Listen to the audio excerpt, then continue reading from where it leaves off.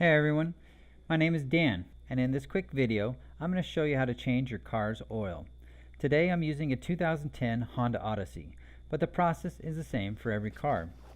After you jack up the car or put it on ramps, you can locate the car's oil pan by crawling underneath it from the front of the car. Here you can find the oil drain pan and the oil drain pan bolts. This one is conveniently labeled engine oil, and the bolt is right there to the side. Loosen the bolt with a ratchet or wrench, and then remove the bolt by hand. Be sure to have a pan ready to catch the old oil as it comes pouring out.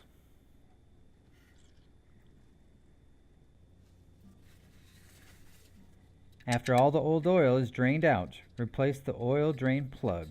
Start it by hand, then tighten it with a ratchet or wrench. Be sure to not over-tighten. Now, remove the oil filter.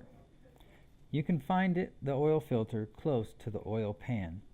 If it's on too tight, you may need an oil filter wrench to help you loosen it. Otherwise, you should be able to loosen it by hand. Place your oil catcher pan under the filter.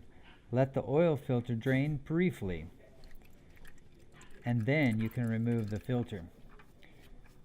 But be careful, there will still be oil in the filter.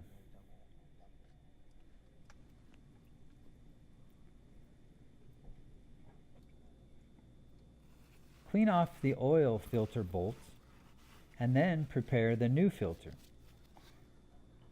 Put some new oil in the filter and then rub some of the new oil on the new oil filter gaskets to help guarantee a good seal.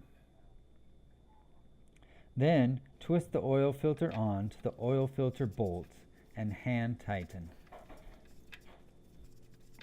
This car's manual says it holds 4.5 quarts of oil. On top of the engine, find the engine oil cap. Remove the cap and use a funnel to put the new oil in the engine.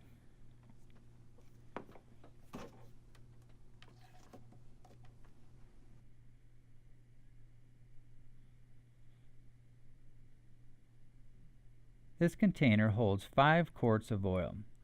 So I'm going to fill it up so it leaves about a half a quart left, which is about right here. Now as we fill up the oil, look at the color.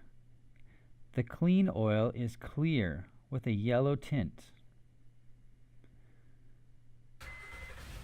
Now start up the engine and remove it from the ramps. Then check the oil to see how full it is.